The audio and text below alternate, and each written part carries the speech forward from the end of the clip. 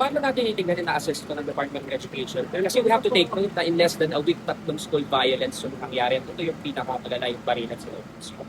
Yes, I think hindi lang sa peace and order problem. Hindi namin kailangan i-manage din yung mga bata kasi parang exposed sila to a lot of violence online.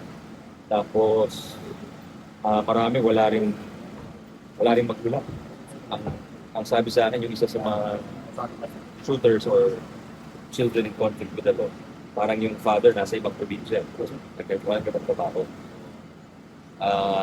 Sabi ko sa ating mensahe ko dito sa ating mga guro at mga principal na talagang parang magulang na tayo nito at saka kinakamusta natin dapat na yung mga bata at tinitingnan ko talagang may aberya, may problema, may hindi regular yung bata.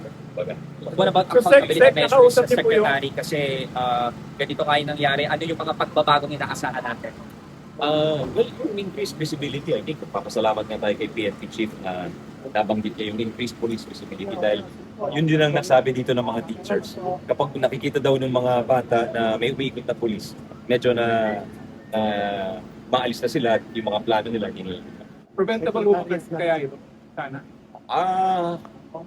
I think in the future, yes. If we just have to understand the kids better, siguro, and try to also regulate some of the harmful behaviors. Sa akin, well, sinabi na naman ng PNP to, papanagutin yung kanino nanggaling yung baril. Okay, thank you po. Kasi hindi po naman po natural na may baril ang mga bata, di ba? Hindi naman lahat ng bahay may baril, pero parang nakakuha ng baril yung dalawang bata. So, Last na lang, Secretary yan po, Angara, sir, yan po. sa DOLT Election Radio po. Apo. Sir, bago mangyari ang pamamaril, may nangyari daw mga, ano tawag dito, riot ng mga bata. Madalas daw yung nangyari dito sa school. Opo. Nasabi rin ni Mayor yun na parang may gang-related, especially after nung pandemic. Dumami daw yung parang gang dito. Kasi parang walang outlet yung mga bata. So, again, dyan pumapasok yung police visibility.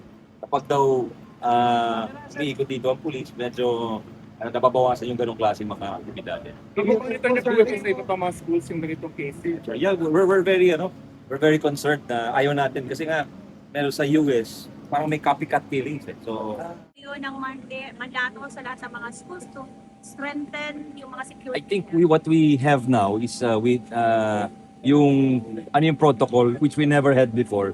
Yung protocol kapag may namamaril na.